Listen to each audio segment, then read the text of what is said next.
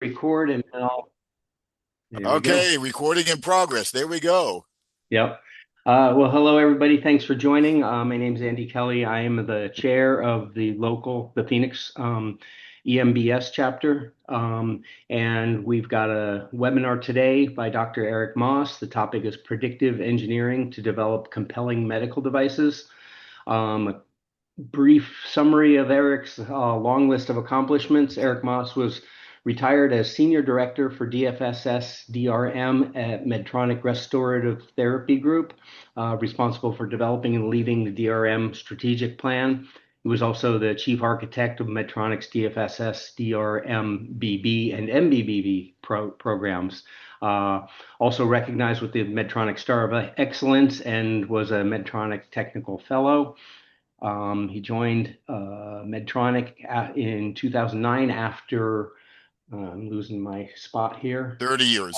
Yeah, after 30 years of Motorola, in roles ranging from R&D through manufacturing to Director of Ops and Director of Design and Systems Engineering. He was co-founder of Six Sigma Methods at Motorola and did the lead master black belt for DFSS at Motorola. He's got a couple books, one on applying DFSS software to, applying DFSS to software and hardware systems, and Flawless Launches, Profitable Products, which happens to summarize approaches with some medtech case studies. Eric's received a BS in Biological Sciences from University of Maryland, Baltimore County, an MS in Biomedical and Chemical Engineering for ASU, and his PhD in Industrial and Systems Engineering from ASU.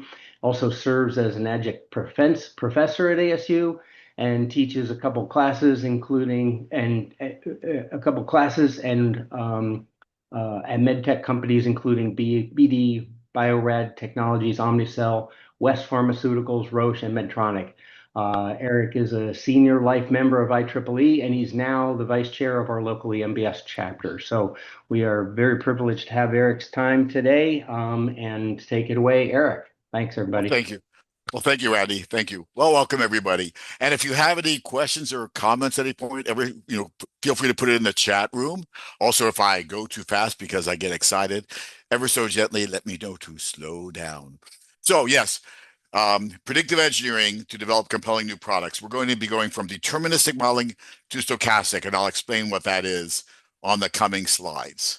So I decided to start with this, what is engineering? And I have a rather uh, interesting definition of engineering. I find it rather cynical, but it leads into where we're going. So I'm going to use this cynical explanation to what is engineering. The quote is, engineering is the art of modeling, good word, modeling materials we do not wholly understand into shapes we cannot precisely analyze so as to withstand forces we cannot properly assess in such a way that the public has no reason to suspect the extent of our ignorance. So that was a statement from the guy who was leading the British Institution of Structural Engineers a few decades ago. And I Very, thought, oh, isn't that interesting? yeah, very good. Modeling. So anyway, so the key thing here from my perspective is modeling, but also all that uncertainties. And the idea of that, and the reason I like to introduce this way is, so how do you deal with those uncertainties, shapes you cannot precisely analyze, materials you cannot wholly understand? Well, that's basically bringing in approaches like probability and statistics into engineering. And that's what we'll be talking about in our applications. Another way of looking at it is relating to a book, kind of a bestseller, this book I'm holding in my hand called Thinking Fast and Slow, which kind of analyzes from psychologists, including Daniel Kahneman, who won the Nobel Prize in Economics in 2002 for overturning the theory about how we human beings make decisions. And thinking fast is the way most of us, so all of us, I guess, on this call, um, have friends and relatives, some of whom have science, technology, engineering, math, I abbreviated STEM backgrounds, and some of whom do not. And you may notice a difference in how STEM and non-STEM people approach problems and make decisions. And you might attribute some of it to being maybe difference in intelligence or experience, but I'm going to claim that it's largely a difference in how we were taught to think about problems and challenges and decisions. People who have not have STEM backgrounds, most of their decisions based on That's that research that led to the Nobel Prize in Economics in 2002. That's what they call thinking fast in the title here, but it's thinking heuristically, heuristic thinking. Thinking in terms of and making decisions and approaching problems based on rules of thumb that usually work. Like in the economics world, if the price on a product is too low, there's got to be a catch. Or if I don't know what to do, I might follow what other people are doing, or I might do what the experts tell me to do. Or one that's gotten a lot of publicity in recent years, particularly in politics, confirmation bias, which is basically the consistency heuristic. We want to be consistent. We don't want to be hypocrites. And that leads to a heuristic gone wrong, a cognitive bias called the confirmation bias, where people, look for TV stations and news stations and literature that supports what they already believe, confirmation bias, because they want to be consistent in their view of the world. Those are examples of heuristic thinking. And that's the way most of us, including us engineers, approach most challenges, most decisions, most problems. But when we went through engineering curriculum, if you analyze it a little bit detached for a moment, what we were thinking was a different way of thinking and approaching problems and challenges. It's part of thinking slow, but I refer to it as model-based thinking.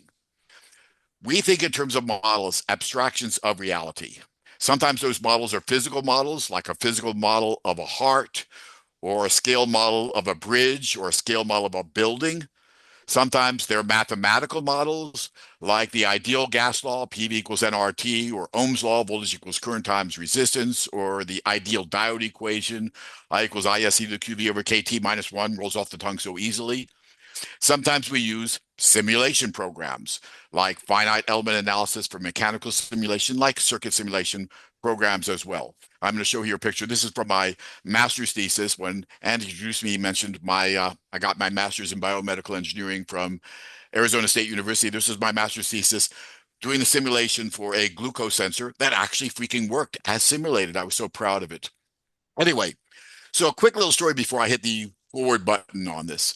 So a few years ago, I was getting ready to go off to physical therapy. I was having a problem with my leg, and I was going off to physical therapy. But just before I went, I checked my email, and I was pleasantly surprised that for the first time in my life, I was invited to give the keynote speech at a conference in Las Vegas. So I was really excited, but then I had to go off to physical therapy. So I go to physical therapy, and there's several physical therapists working one-on-one, with each of the patients inside of a fairly large room. And so my physical therapist is working on my leg and talking with me, making, you know, general chatter, general conversation with me while she's working on my leg. And so she asks a very common kind of question. So what's new with you, Eric? And of course, the first thing that comes to mind is I just got invited to be the keynote speaker at a conference in Las Vegas. And she asked the very obvious next question. So, what is your keynote speech going to be about? And I said, modeling. The room went dead still. Everybody stopped what they were doing. I had everybody's undivided attention. Modeling. And I said, no, no, no, nothing quite that glamorous. I was talking about engineering modeling. I'm showing some mechanical and thermal engineering modeling in the top and some circuit simulation. And then they went back to finish their physical therapy. But anyway, so the thing is, in engineering, we learn modeling. And sometimes that modeling is deterministic. Basically, it almost always is deterministic. The inputs determine the outputs. And what we're doing when we're bringing in probability and statistics and bringing it into engineering, we're going from determinist modeling-based thinking towards what I call probabilistic or stochastic model-based thinking. And that actually relates to what Daniel Kahneman spoke about 30 years before he won the Nobel Prize in Economics. So 30 years at the beginning of his collaboration with Amos Tversky that led to a Nobel Prize 30 years later. In 1972, there's a quote from Kahneman and Tversky, man is a deterministic device thrown into a probabilistic universe. And if you think about it, certainly the world of medicine, biology and medicine, engineering and medicine and biology, it is a probabilistic world. If somebody has a headache and you give them aspirin, it is not deterministic that they absolutely will immediately get better from the aspirin. It increases the probability that their headache will dissipate. It's a probabilistic universe, the world of medicine and biology. And I'm seeing my old friend Mark Porter. Hello, welcome, welcome, welcome. Anyway, Math is a deterministic device thrown into a probabilistic universe. So there's a few ways to make engineering models probabilistic. They include Monte Carlo simulation, and this is one of the examples you'll see again later on in this presentation today. And some other methods include Bayesian methods, and this is an example you see on the right, you'll see later on today. So giving you a little bit of a preview of some examples we'll be getting into. So I call the melding or combination of engineering modeling, that's deterministic, with statistical approaches, statistical and probabilistic approaches. I call that predictive engineering. And this picture over here is the original definition of design for Six Sigma. Six Sigma was announced to the world by Motorola in 1988 when Motorola won the Malcolm Baldrige Award. When Andy introduced me, I was one of the original people there that started Six Sigma at Motorola, where Six Sigma started. And in 1987, a year before it was announced to the world, while Six Sigma was only an internal Motorola program, another person, Tony Alvarez, and I sat in an office at Motorola and said, what would it take to have new products and new processes already be at the Six Sigma level when they launch, rather than doing all this repair work afterwards? And we came up with this diagram, which I'll spend a moment or two explaining. So you gather the voice of the customers and translate them into measure requirements. I'm representing those with these little black line segments. And if there's so many of them, you find a way to prioritize and focus on a vital few, and those are represented by these black arrows over here. And then you flow them down to the factors, the control factors and the noise factors, the factors you control as an engineer, the factors you don't control. And those are represented by these black line segments on the left. And maybe you do a screening design of experiments, and I'll show an example of that shortly here. But you do maybe a screening design of experiments. Looks like I have to mute somebody. You do a screening, maybe design of experiments, and find a subset of the factors that could be significant that actually are significant. And then this is the key point: out of analyzing the results, or based on theory itself, you can come up with that engineering model that relates your outputs to those important factors. That engineering model represented in this blue rectangle. At that point, you're still deterministic. This is deterministic modeling. And then you bring in those uncertainties that were talked about on my first slide. You talk about those uncertainties, you bring them in as distributions, the uncertainties and the inputs, and you propagate them through the model, and you predict your distribution of the outputs. That's why I call it predictive engineering. And if that distribution is good, great. If not, you optimize the settings of your control factors so that you have successfully met your expectations of your customers in measurable form, those measurable requirements. That is predictive engineering. So how do you come up with that model? Well, sometimes you come up with that model based on theory, theoretical equations like the ideal Gauss law I mentioned, PV equals nRT, or Ohm's law, voltage equals current times resistance. But if you don't have a model that's in the form of an equation already, you can run a designed experiment. You can run statistical analysis like ANOVA if your y is continuous and your x is discrete, regression analysis if both your y and your x are continuous, or logistic regression if your y is discrete.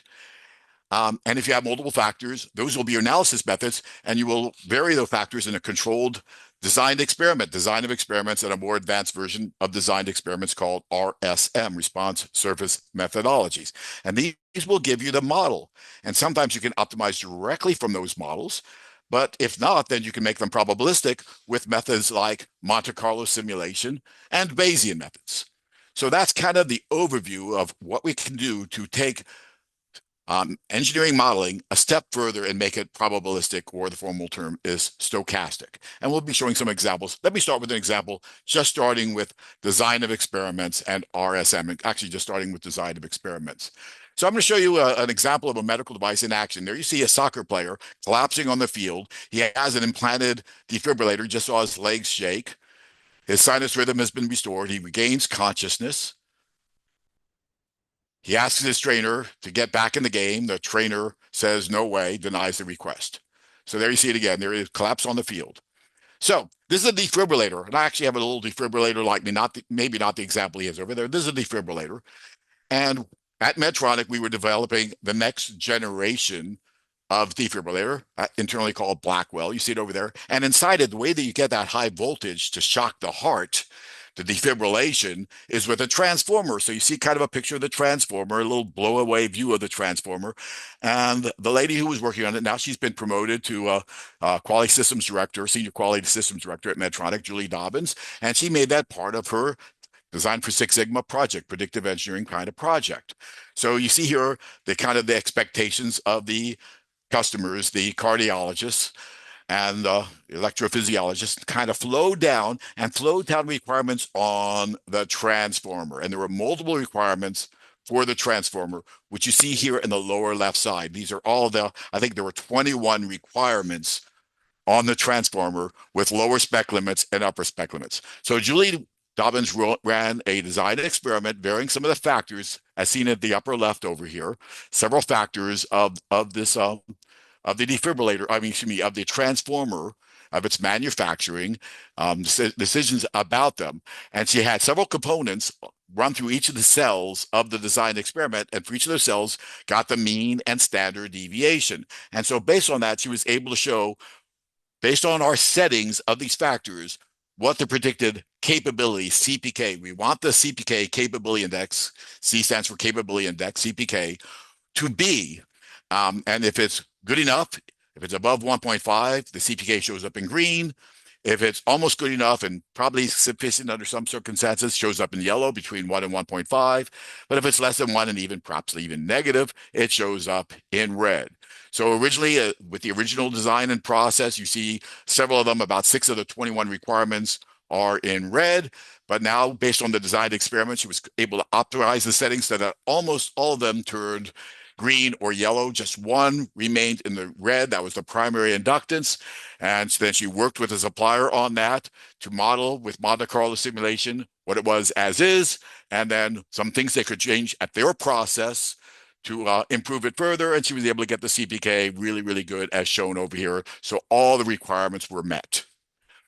Let me go on to another example. This is just using Monte Carlo simulation alone with theoretical equations, not doing a designed experiment, just using theoretical equations. This is the work of Dustin Bobbitt, and he's now R&D director at ABB. And I'll make a little comment in passing. What's something that's been something that makes me feel very, very good. I've trained and coached a whole bunch of people, and an awful lot of them have gone on very well with their careers. If you've already seen, Julie is now a senior director, Dustin is now a director. You'll see that with the other examples as well. I think in most cases, learning this additional enhancement to engineering thinking, taking it and combining it with probability and statistics and making it probabilistic or stochastic has been advantageous to many of the people who've learned these approaches.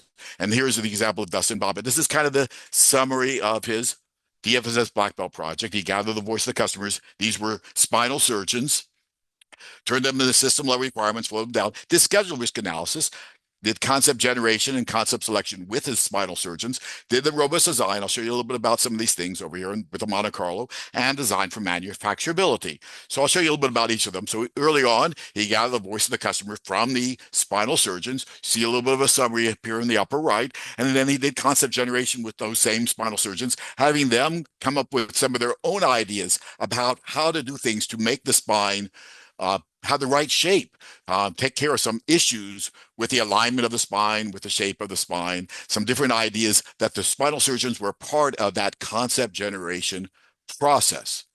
And then want to look at the cost of these different solutions, use Monte Carlo simulations to optimize. This is with an Excel add-in called Crystal Ball to optimize the distribution of costs, allowing for all the uncertainties on the financial side and optimize the cost of the product. Then he looked at the surgical method itself and looked at the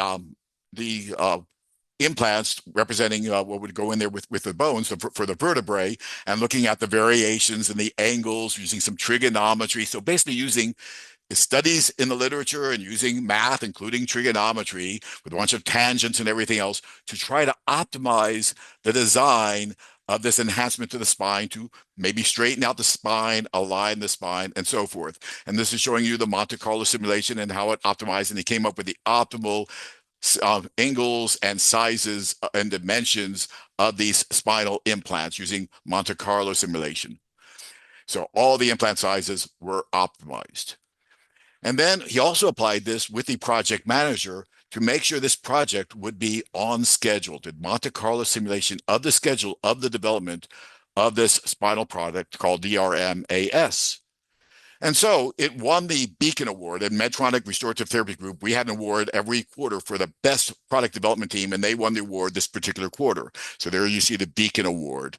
You see kind of a picture of what it kind of looks like to start straightening out and aligning the spine. So they simplified an extremely challenging procedure, changed surgeons' mindsets about whether or not they could accomplish this procedure successfully. You saw exceeded the timeline and budget expectations, and our friend here became a black belt out of the whole thing. And it really was good financially, exceeded the financial expectations by more than 50%. And there you have Dustin Bobbitt. There's this picture, proud person. But Dustin had a cousin. So Dustin worked with Dr. Lemke, one of the spinal surgeons that were part of that voice of the customer and part of that concept generation, an expert in spinal issues and spinal surgery. And Dustin built a relationship with him. His cousin, Dustin's cousin, warm young man, positive spirit, and unfortunately had scoliosis. I'll show you pictures momentarily. There you see some pictures of his cousin with scoliosis. And as you might imagine, this impacted all aspects of his life, including his health, including, of course, his social life, all sorts of things impacting the life of Dustin's young cousin. So Dustin spoke with Dr. Lemke, and Dr. Lemke agreed to use this product that Dustin's team developed, the RMAS, for his cousin. And I'm going to show you the before and after photographs. So here's a before photograph, including an X-ray of it. And here he is trying to get into a suit earlier on when he was like 13. And you see after the surgery, here he is getting ready for his senior prom. So sometimes our medical device work is more than just medical device work. Sometimes it has big impact for the people we care about. Anyway, so that melding of engineering modeling with statistical approaches can have big effects. I'm going to continue on with theoretical equation Monte Carlo, but let's combine it with design of experiments and RSM. So here's an example from the Medtronic site, restorative therapy site at the time in Colorado. They met with surgeons and other internal stakeholders and gathered the voice of the customers about a device that I'll show you about, and this was led by Evan Patel. He's now, again, research program director at Medtronic and leading some of the software development as director in Medtronic site now, but at the time he was more of a junior engineer. So they looked at ways of dealing with a device that I'll show you in a moment to deal with cranial spine and ENT surgical procedures. And they did concept generation. So here's the product. It's a way of a surgeon being able to, let's say, work on the brain and be able to see what he or she is doing overlaid on a CT scan or MRI scan, in this case, of the brain. And what you want to do is have it such that it seems real time to the surgeon, that when he or she moves the scalpel or does something in the brain, he or she can immediately, with nothing that throws them off in terms of timing, immediately see it showing up overlaid on the brain. So what you have is a surgeon will do something over here on the brain. It gets tracked. That's tracking latency. And it gets to this optical tracking system. And then the signals from that get sent over to the computer. And there's now processing, messaging, and rendering latency. And then it gets sent to the display where there's display latency, display delays. The latencies are delays. So that latency is a time between when you actually do something and it actually shows up. And if that delay is more than about 250 milliseconds, it'll throw the surgeon a little bit off. There's just a little bit of delay that throws people off when they see something and then delayed reaction of seeing it up on the screen. So you don't want that delay to be noticeable. If it's less than 250 milliseconds, it's not noticeable by the human brain. So that was the goal of Evan Patel on the software side. So he did something called a P diagram. P stands for parameter. So looking at that navigation performance, that latency, and look at the error states, and then the control factors at the bottom, and the noise factors that would affect that latency. And that led into robust design, a series of designed experiments at RSM. So here you see a picture from his presentation for his DFSS black belt, Evan Patel's black belt. You have different factors at different levels corresponding to the variations in the software and in the system. And he wanted to get that navigation latency less than 250 milliseconds. So he wanted to first, in the first part, figure out which aspects, the views, configurations, which factors affect that latency. So he designed the experiment, ran it, 2 level 6 factors, did some work on optimizing it, figured it out, did a follow-up experiment, another two levels, six factors, and then a response service design for the three factors that were important, came up with a transfer function, and used it with Monte Carlo simulation. So as he's doing that, here's out of his design experiment, showing where the weak spots, where it may be too much delay, and what things he had to work on improving to reduce it and to eliminate those things that cause high latencies, high delays.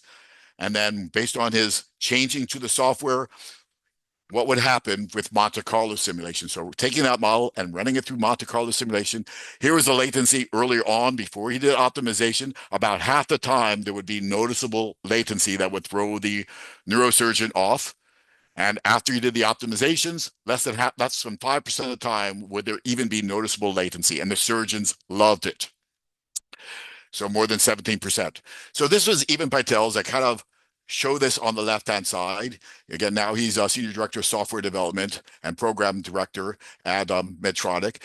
Similarly, Richard Haig did his predictive engineering, but on the reliability side, he's a reliability engineer, doubled the mean time between failures compared to the earlier generation from 2 years to 4 years. And then Lucas Hero worked out on the manufacturing side and saved about $500,000 in the first year alone. This was what we call a flawless launch. That was the title of the book I wrote after I retired from Medtronic, Flawless Launches, Profitable Products. But we had a criteria for a flawless launch, and Stealth Station S8 was a flawless launch. Now, around the time that this product was going on and continuing onwards, Hollywood came a calling, and they were getting ready to make a movie, a Marvel movie, in which the superhero early on is a neurosurgeon. So early on in the movie, they asked Medtronic, can we set up an operating room using some of the latest Medtronic equipment in that operating room for when that character is a neurosurgeon early on before he gets in a car accident and becomes a superhero. So Stealth Session S8 was shown in an early scene in the movie Doctor Strange. And so everybody that I know of at the Medtronic site in Colorado all went to the movie theater together to watch Doctor Strange. And for the 10 seconds that Stealth Station S8 was on the silver screen, all of them got up and applauded, and everyone else in the audience was completely bewildered. So anyway, now let me go on to my next example. But before I do that, let me give a quick little history of Medtronic, because it's relevant to this product that I'll talk about. So Medtronic was co-founded by Earl Bakken. You see a picture of him, the back of him, back in the 1940s and early 1950s. I think this is in the late 1940s, where he was basically a college student at University of Minnesota.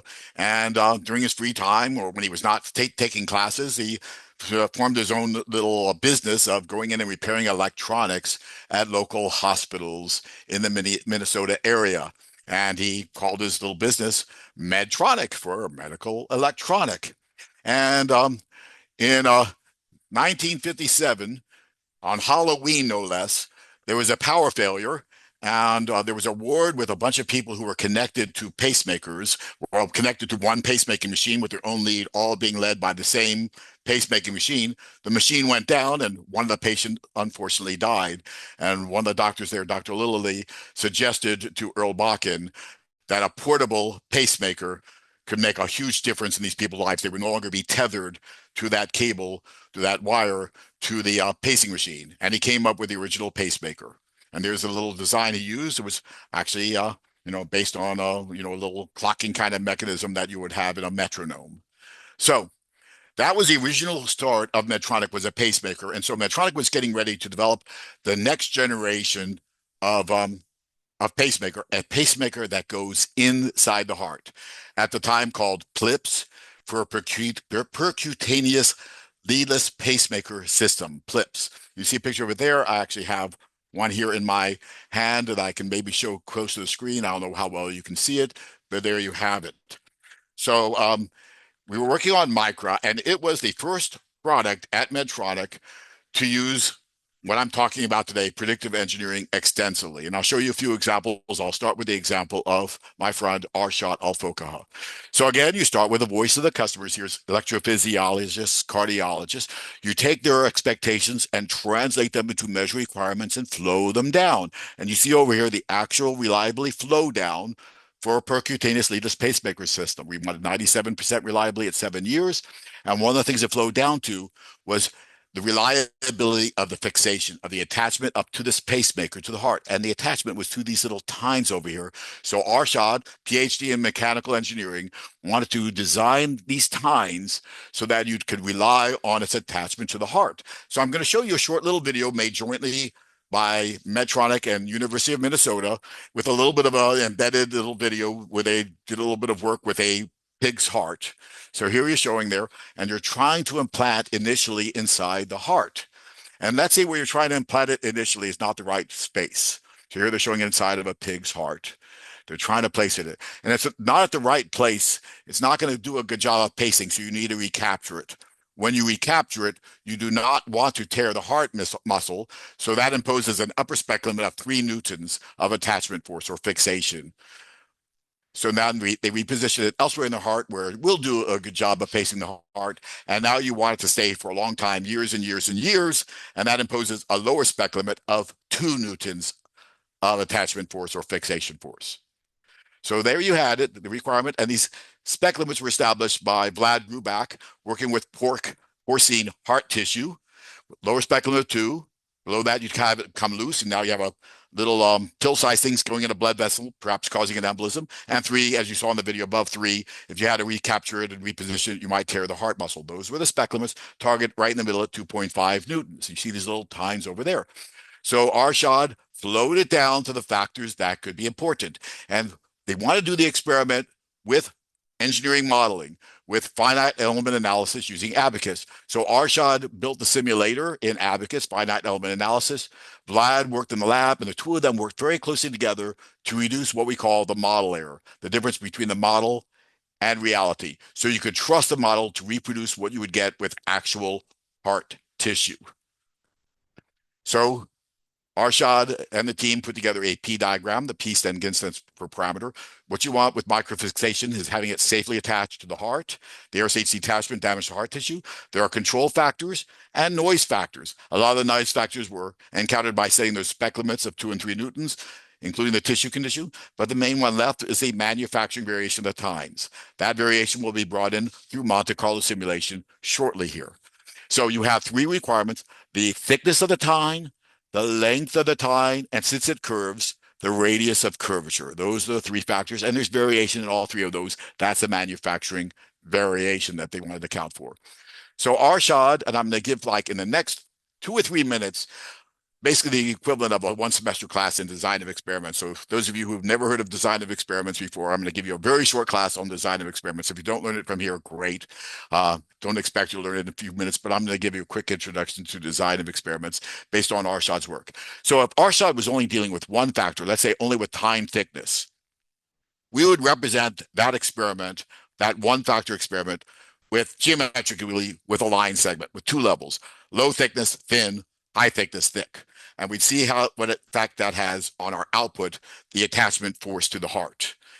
If you had 2 factors, the thickness and length of the tine,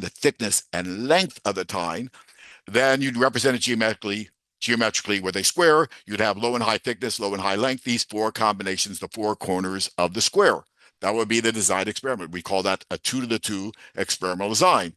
But he had 3 factors: thickness, length, and radius of curvature. So it's represented geometrically with a cube. And these are the 8 corners of the cube that became his designed experiment. So these are the 8 runs he ran through Abacus, his finite element analysis. You see on thickness, low, high, low, high, low, high, low, high. For length, low, low, high, high, low, low, high, high. For radius of curvature, 4th to low level, 4th to high. These are the 8 combinations. This first row corresponds to this point here. This last row corresponds to this point over there. And he ran these 8 combinations on Abacus to estimate the attachment force. He called that fixation or attachment force the pull force. And you see it ranges very, very widely. We want it to be between 2 and 3. The numbers are between 2 and 3, but one of them's close to 2. But you can see, now we can see the effect of thickness, length, and radius of curvature on that fixation or pull force using DOE. So we analyzed it. Turned out thickness had a positive coefficient. The thicker it is, the higher the force. Radius had a negative coefficient. The higher the radius, the lower the force. Length turned out not to be that important. The length of it did not seem to have that significant of an effect. And so when we analyzed it in Minitab, the statistical analysis. Factor A, thickness is significant. Factor C, radius and the two-way interaction AC. But everything involving length is below this dashed line, the length term in red of statistical significance. And this is kind of showing you. Then he added in a center point. This little red dot is a center point. It does not fit on the line. That means a linear model is not good enough. You've got curvature. And that you see in the analysis over here as well, statistically significant curvature.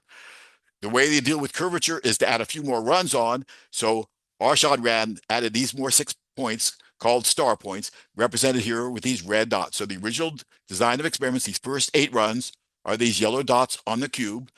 His 9th run, the center point, is represented by this blue dot over here. And these 6 star points are represented by these red dots. It kind of looks like a sugar cube with a little uh, um, jumping jack thrown in the middle of it. But this is what we call a central composite design for response surface methodology or response surface modeling. So we augmented his original DOE, these original 8 runs, and added these additional runs to go to RSM. And now you can get out a quadratic equation rather than a linear model.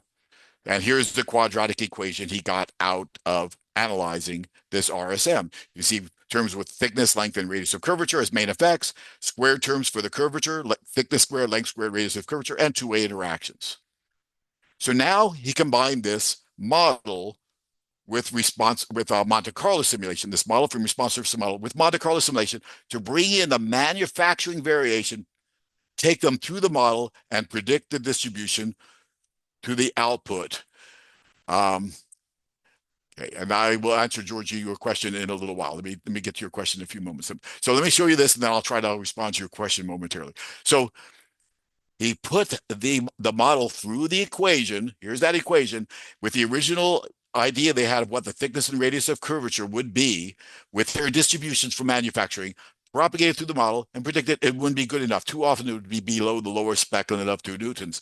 But now that he had the model, he could optimize and get a distribution that would have a very good capability, CPK much greater than 1, where you could have really good confidence that very rarely, if ever, would it be below 2 or above 3 newtons. So that's the way of he optimized it and could have a good prediction. And now I'm going to kind of pause and try to answer George's question. When using simulation-based DOE, which we, by the way, we call DACE, Design Analysis of Computer Experiments, how should you incorporate the additional uncertainty from the simulation model itself? So there's 2 types of model error. So the first type of model error, well, there's several types of model error. One type of model error is the difference between the model and reality. So in this case, that was Arshad collaborating with Vlad Grubach. So Vlad worked in the lab on the actual heart tissue, and Arshad worked in the on the simulator, and they got the models, and Arshad tweaked his coefficients in his model to get his model to very closely correspond to reality to reduce that source of model error. The second one is when you analyze in RSM, you will get an R squared, and corresponding to the R squared will be a standard deviation of the residuals. So you incorporate the standard deviation of residuals in the Monte Carlo simulation. So that's an additional source of variation. So we have the variation from the thickness, the variation for radius of curvature. If there was variation of length, you'd had that in there. That wasn't significant. And then you can bring in the variation due to the model error and the pure error that is shown in the standard deviation of the residuals. Hope that answers your question, George. And you can bring them all through that model and predict your distribution, including the variation, the statistical variation, the uncertainty from the simulation model itself, as you asked.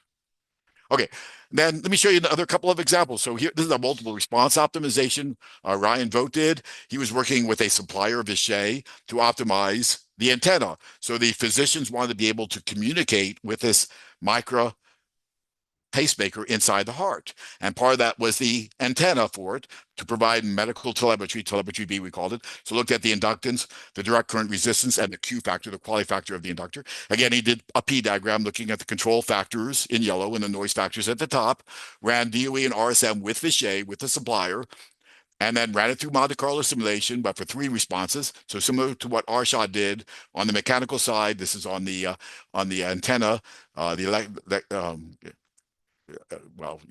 electromagnetic side of things, and then optimize the design of the antenna to get really good capability, CPKs greater than 2, you see, for all 3 requirements. And then on the actual therapy is voltage. And so we had a requirement on the pacing voltage. We had an intern named Ryan and an experienced engineer, Naveed Alam, who worked on designing the regulator that set that pacing voltage. And we had some control factors that as design engineers they could control, and then some noise factors from manufacturing variation, P channel and N channel threshold voltage, and how much loading you were pulling on that regulator. And so they set up an electrical simulation using a condensed cadence design simulator. At this point, it's deterministic modeling, and they brought in their factors, their control factors, bias, PMOS regulator, width over length, and the K factor. And then they brought in the noise factors. So variation in these, but also variation due to the noise factors shown in red from the manufacturing, N channel, P channel, and from the usage loading. And they put it through the model using Monte Carlo simulation and predicted the distribution of the four requirements: the output voltage, the current draw, the stability, and the ripple. And the things out of spec show up in red. So you see I draw, current draw, and the stability sometimes would be out of spec over the manufacturing variation that would be involved. But now that they had the model, they could optimize it, stochastic optimization using the Monte Carlo simulation and optimizer, and they were able to get very good capabilities for all four key requirements: output voltage, current draw, stability, and ripple. Then, and I get the Mark in here, you're about to be mentioned in a couple slides. So Mark, I'm glad you're here. So I'm going to show a couple examples of another method of making things probabilistic, Bayesian methods. So combining either conceptual models and or theoretical equations and or logistic regression with Bayesian probabilistic modeling. So this is work done on that same example, following up on Arshad's work.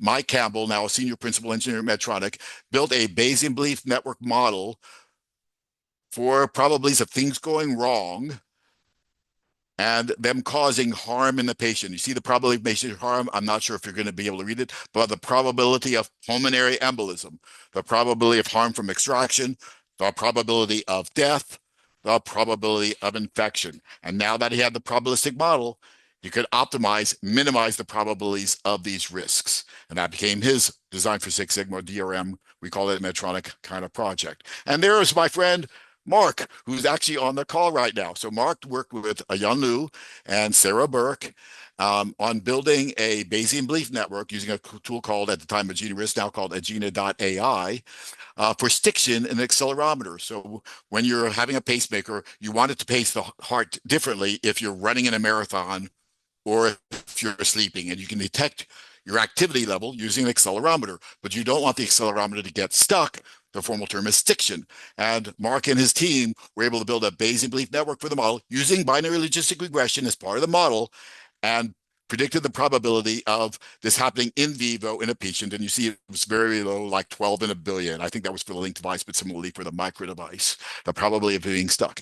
And when Medtronic met with the FDA to negotiate the clinical trial, Medtronic proudly shared these predictive engineering work with the FDA, very much impressed them. And so based on that predictive engineering work, the FDA reduced the size of the clinical trial in half from 1,200 down to 600 patients for this rather, very different product. I mean, pacemaker's been around for a while, but this is the very first time anybody had a pacemaker that went inside the heart. And the FDA reduced the size of the clinical trial from 1,200 to 600 patients. And so it came out that the device, as I kind of showed you before, here's the device. I have a couple examples of it that people let me have a copy of, but there it is. Very big success story for Medtronic, and it got noticed. It was named 2016 biggest achievement in medicine by US News and World Report. I took a little screenshot of their webpage at US News. Science fiction becomes science fact. 2016 biggest achievement in medicine. Number one, leadest pacemaker from Medtronic. And you might think, well, all this extra very hard work, did it slow us down? And maybe it did, but interestingly enough, Micro actually got to market in the European Union and the United States 6 months ahead of schedule. So it didn't hurt that much in terms of the schedule risk. So let me show you a couple of more examples, and then we'll open up for any questions or comments. Here's another example in TELUS. This is a spinal cord simulator for chronic pain management. They gathered the voice of the customers. They also looked at complaints from the predicate device, the restore sensor, and they worked on using predictive engineering to reduce the recharge time from the earlier device being 4 to 6 hours, which was one of the things that annoyed patients. down to less than an hour and a half using biothermal FEA with Monte Carlo simulation. Then they also used it Bayesian methods. Yan Liu, and she actually wrote a book about it called Practical Applications of Bayesian Reliability, with this one of several examples of applying Bayesian methods to improve reliability. She built a Bayesian reliability model for the Intellis device and optimized it to have very, very high reliability. This product was also a flawless launch. It also, first time we've been using it very much in manufacturing from the get-go. And when it launched, the yield was 97% yield, which was far above anything we'd ever seen before when we launched a new product, 97% yield at Medtronic. So anyway, and this is also a flawless launch. Let me show you one more example. I'm going to kind of hit this little button over here if I can. This was an example of applying it to single-use reliability modeling. So this is a therapy to deal with ischemic stroke. See a little clot in a blood vessel in the brain, and this thing unfolds and captures and disperses the clot in a blood vessel in your brain. And Sarah Messenger did this as part of her DRM DFSS Black Belt project to optimize it. Over here, this is single-use reliability, looking at the surgical procedure to do this and finding where the probability of success is impacted. And they were able to find that step in the process where it might be impacted and optimize that to optimize the probability of success for dealing with ischemic stroke. Over here, Brian Stem, now Senior Director of PMO, he worked on using these predictive engineering methods to actually reduce the need for clinical trials for MRI scans of implanted medical devices, reduce the project schedule by 50%, saved over $300K, and got FDA approval based almost entirely on this predictive engineering modeling work, minimizing the need for any human clinical trials would have been touched to do. So you see like the Monte Carlo simulation and the DOE work in this whole thing kind of just quickly summarized. The FDA has been very impressed with these methods. They've actually co-authored papers with some of our DFSS black belts at Medtronic. You see over here, Terry Kadad, now a Master Black Belt, Bach and Yell Fellow, and Technical Fellow, and now a Senior Director. And Adam Himes, now a Senior Distinguished Engineer and a Bach Fellow. They co-authored papers with the FDA on these methods, incorporating virtual patients in clinical studies, incorporation of stochastic engineering, another word for predictive engineering models, as prior information in Bayesian medical device trials, co-authored with these black belts and members of the FDA, including Dr. Talbot Irony, Deputy Director of the FDA at the time. So these methods actually help organizational success. Here's Chandra Subramanian. This is one of his slides. He was the VP of R&D at CRHF at the time, reduced our development time by more than a year at CRHF. Then he got promoted to VP of R&D at Restorative Therapy Group, improved our field corrective actions, dropped them 70%. Use these predictive engineering on the schedule, as you saw in an earlier example from Dustin, got it to 92% of our projects, our development projects, on time and on budget. And again, similarly to what you saw in CRF, reduce our development time by more than a year. So an organizational success. And later on, Chandra and I retired, and around that same time, our boss, Jeff Martha, was promoted to CEO, and he very kindly put a little note on my LinkedIn that, of course, I took a screenshot. I miss working with Eric Monster, 6 Sigma expertise, and second to none. Your passion is infectious. So that's what I kind of want to mention. I did retire shortly after all this. And then I started teaching at various companies, mostly medical device. One of the few non-medical device companies I work with is IBM. They actually put a 4-minute video. I have the link up here. You can watch the 4-minute video. They have these different people speaking, including the vice president of hardware development at IBM. And at the end, I just love this ending of it. Predictive engineering, simulation, reducing resources to single pass testing, saving $100 million. Their return on investment, they say, is well over 100x. Return on investment of using these methods and reducing schedule risk. So that's what I wanted to kind of show you today. And I opened it up to questions, just showing you some of the different examples I was showing you today over there on the right-hand side. So hopefully I gave you a bit of an overview of what happens when you go from deterministic modeling, which is already powerful, and combine it with probability and statistics into predictive engineering to develop compelling new products. Compelling medical devices. Any questions or comments for me? And Mark, thank you for joining us. I was glad to be able to see you in person there. Okay, go ahead, Andy. Oh, no, I'm just getting ready in case there's no more questions to thank you. So Okay. feel free with questions. We've got time, everybody. If you've got anything, if not, of course, like Eric said, you can Oh, watch it Daniel has a offline. question There you or go. comment. There Yep. you go, Daniel. Take it away, Daniel. Yes, Dr. Moss, can you hear me? Yes, we can. Loud and clear. Excellent. Everything you described here is very interesting to me. What I'd like to know is if I want to, as an engineer, I want to develop my skills in predictive engineering, which to me looked like a way of organizing and picking out of the plethora of choices several modeling techniques. I need to learn this. Where do I go? What do I do? Yeah, I'll tell you what, for now, why don't you email me? I'll put my email over here. Actually, I have it at the bottom here, but I'll put it on the screen. Email me and I'll give you specific suggestions based on where you are. If you're working at certain companies, there's some companies I'm working with and we can just get you right into it. Like I'm working with BD and Biorad Laboratories, and I've been working with Roche. And so there's various companies I'm working with now, but there's other companies that I can refer you to as well, or there's ways outside of it that I could get you involved of That learning would these be things.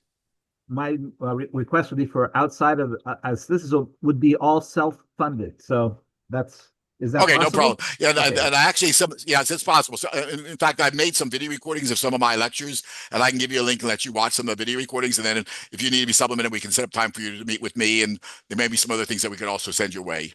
lovely. Thank you very Thank you, much, thank you, Doctor. Daniel. Other questions or comments? Okay. Yeah, Hey, thanks. Mark. Yeah, thanks, Eric. This is really interesting. It's been a long time since I've done some of this work, but I have got engaged with some companies to do reliability since I retired. But it's always fun to listen to you and think back on it. I like to try to stay a little bit sharp, even if I'm not using any of these things anymore. But that was a great presentation. I appreciate it. Well, yeah, and Mark, you did some great work. Thank you so much. All right. Yeah, yeah. As I was mentioning there, let me just kind of show you. I wrote a couple books. This is the presentation. I'll try to get the presentation. Yeah, so I retired 5 years ago. There I am with my granddaughter, Sophia. The week that I retired was the same week my granddaughter, you see here, was born. So you see me with her and her dog. And then I wrote the book, and there you see when she's a year old holding up the book I wrote, Flawless Launches, Profitable Products, with some of those examples that Andrew mentioned when he introduced me, when Andy mentioned when he introduced me. And then since then, a whole bunch of companies have had me come in and do training and consulting and things like that. I'm showing them almost all medical devices. I put IBM to the side because they're not, but a whole bunch of companies I've gone in and doing training. At BD, when one of the guys in the local chapter, Daryl Wilkins, asks for my help, he puts up this little thing, this little symbol for me, like a Batman symbol, but he calls me Stat Man, puts a little statistical thing. That's his little interesting sense of humor.